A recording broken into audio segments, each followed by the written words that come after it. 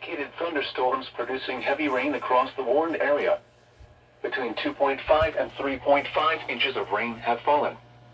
Additional rainfall amounts of 1 to 2 inches are possible. Flash flooding is ongoing or expected to begin shortly. Hazard: flash flooding caused by thunderstorms. Source: radar.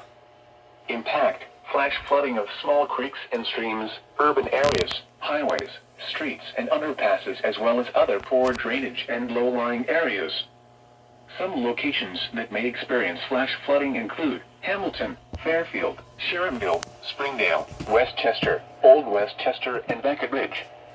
Turn around. Don't drown when encountering flooded roads. Most flood deaths occur in vehicles. To report flash flooding, go to our website at weather.gov/ILN and submit your report via social media when you can do so safely.